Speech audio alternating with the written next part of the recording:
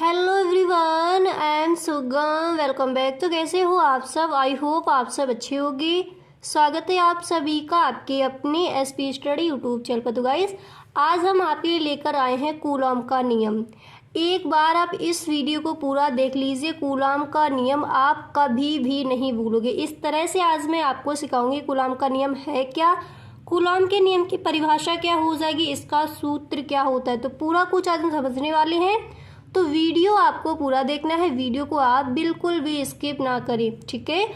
तो देख लीजिए यहाँ पर कूलॉम का नियम। तो सबसे पहले हम बताएंगे कि कूलॉम का जो नियम है वो कौन सी सन में और किसके द्वारा इस नियम का प्रतिपादन हुआ। तो देखिए, सन 1785 ईस्वी में फ्रांसीसी वैज्ञानिक कूलॉम ने अनेक प्रयोगों से प्राप्त निष्कर्षों के आधार पर दो स्थिर बिंदु आवेशों के बीच कार्यरत वैद्युत बल के संबंध में एक नियम प्रतिपादित किया, जिसे हम कूलॉम का नियम कहते हैं, ठीक है।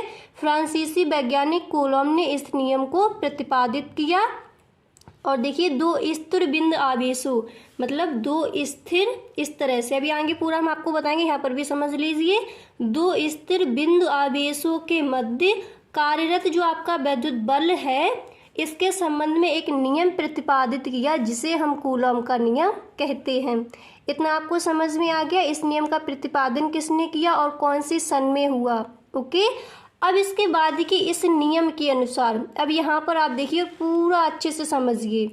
देखिए, इस नियम के अनुसार किन्हीं दो स्थिर बिंदु आवेशों के बीच, किन्हीं दो स्थिर, यहाँ पर देखिए किन्हीं दो स्थिर बिंदु आवेशों के बीच कार्यरत वैद्युत बल दोनों आवेशों के परिणामों के गुणनफल के अनुक्रमानुपाती तथा उनके बीच की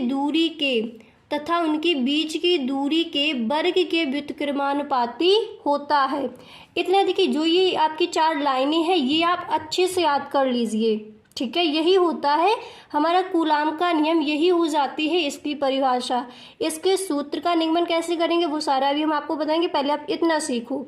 इस नियम के अनुसार किन्हीं दो स्थिर बिंदु आवेशों के बीच, किन्हीं दो स्थिर बिंदु है, क्या क्या है बिंदु आवेश, Q1 और Q2, किन्हीं दो स्थिर बिंदु आवेशों के बीच कार्यरत वैद्युत बल दोनों आवेशों के, ये दोनों है, ये हमारे क्या है, आवेश है, Q1 और Q2, ठीक है। किन्हीं दो स्थिर बिंदु आवेशों के बीच कार्यरत वैद्युत बल दोनों आवेशों के परिमाणों के गुणनफल के अनुक्रमानुपाती तथा उनकी बीच की दूरी के वर्ग के व्युत्क्रमानुपाती होता है। अब यहाँ पर देखिए किस तरह से आपको करना है। तो देखिए, यदि दो बिंदु आवेश Q1 तथा Q2 परस्पर r दूरी पर स्थित हो, ठीक है। यदि दो बिंदु आवेश Q1 तथा Q2 r दूरी पर स्थित हो, यहाँ तक समझ आया। r दूरी पर स्थित हो तब उनके बीच कार्यरत बल F अनुक्रमानुपाती Q1 Q2 upon R square, जैसा कि अभी हमने यहाँ पर देखा, ये हमने अभी पढ़ा था कि किन्हीं दो स्थिर बिंदु आवेशों के बीच कार्यरत वैद्युत बल दोनों आवेशों के परिणामों के गुणनफल के अनुक्रमानुपाती तथा उनके बीच की दूरी के वर्ग के व्युत्क्रमानुपाती होता है। तो वही यहाँ पर दिया गया है F, यानी जी ये क्या हो गया, हमारा बल हो गया फोर्स, ठीक है। तो F अनुक्रमानुपाती Q1 Q2 upon R square, यानी बीच की दूरी के वर्ग के व्युत्क्रमानुपाती होता है, ठीक है। अब यहाँ पर देखिए F बराबर K, और K हमारा यहाँ पर क्या है, अनुक्रमानुपाती नियतांक है। तो F बराबर K Q1 Q2 upon R square, इतना समझ आ गया। अब इसके बाद देखिए, यहाँ K को हम क्या लिख सकते हैं, 1/4πε0, ठीक है। अतः फिर आप इस तरह से लिखोगे कि F बराबर 1/4πε0 Q1 Q2 upon R square, ठीक है। मतलब जो हमारा यहाँ पर देखिए K था, K की जगह जो हमारी ये वैल्यू दी गई है इसको हम रख देंगे, तो हमारा आ जाएगा F बराबर 1/4πε0 Q1 Q2 upon R square, okay. अब इसके बाद देखिए, जो हमारा ये होता है 1/4πε0, इसका मान कितना होता है, यहाँ पर देख लीजिए। तो इसका मान होता है 9 × 10⁻⁹, ठीक है, न्यूटन मीटर स्क्वायर कूलम प्रति कूलम स्क्वायर होता है, जो इसका मान है वो मैंने आपको बता दिया। और फिर हम इसे किस तरह से लिख सकते हैं, F बराबर 9 गुणे 10 की power 9 Q1 Q2 upon R square, मतलब जो हमारा 1.45 एप्सिलॉन 0 है उसका मान हमने यहाँ पर रखकर आपको बता दिया। तो समझ आ गया कूलॉम का नियम क्या है। एक बार दोबारा से पूरा हम देखेंगे। देखिए इस नियम के अनुसार यहाँ से देखिए किन्हीं दो स्थिर बिंदु आवेशों के बीच कार्यरत वैद्युत बल दोनों आवेशों के परिमाणों के गुणनफल के अनुक्रमानुपाती तथा उनके बीच की दूरी के वर्ग के व्युत्क्रमानुपाती होता है।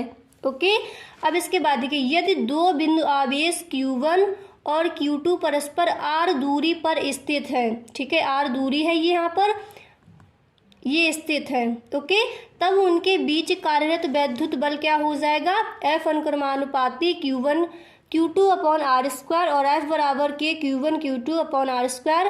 तो यहाँ पर देखिए K क्या है, अनुक्रमानुपाती एक नियतांक है जिसको हम लिख सकते हैं 1.45 एप्सिलॉन 0, ठीक है। जब हम इसको इस तरह से लिख सकते हैं तो इसकी जो वैल्यू तो यहाँ पर हमने पुट कर दी, तो हो गया F बराबर 1/4 epsilon 0 Q1 Q2 upon R square. अब इसके बाद देखिए जो इसका मान होता है वो हमने आपको बता दिया, 1.45 एप्सिलॉन 0 का मान होता है 9 गुणे 10 की पावर 9 न्यूटन मीटर स्क्वायर प्रति कूलॉम स्क्वायर, ठीक है। तो यहाँ पर हो जाएगा F बराबर 9 गुणे 10 की power 9 Q1 Q2 upon R square, मतलब लिखना आपको वहीं तक है, जो यहाँ पर ये निकल के आ गया यही आपका हो जाएगा, कूलॉम का नियम निकल के यहीं पे आपका जो आ गया। पर वहाँ पर मैंने आपको बता दिया कि 1.45 एप्सिलॉन 0 का मान कितना होता है, तो समझ आ गया 9 गुणे 10 की power 9, okay, newton metre square coulomb square होता है उसका मान। अच्छे से क्लियर हो गया, आप तो कभी नहीं भूलोगे कूलॉम का नियम क्या है। तो देखिए जो भी आपके इम्पोर्टेंट टॉपिक है फिजिक्स में, जो स्टूडेंट क्लास 12th में है, तो जो भी आपके इम्पोर्टेंट टॉपिक है वो सारे टॉपिक इसी तरह से मैं आपको कवर कराने वाली हूँ। तो यदि आप चैनल पर पहली बार आए हो चैनल को सब्सक्राइब कर लेना, बेल आइकन को भी प्रेस कर देना ताकि वीडियो की जो भी नोटिफिकेशन हो सबसे पहले आपके पास पहुँचे। Okay, thank you.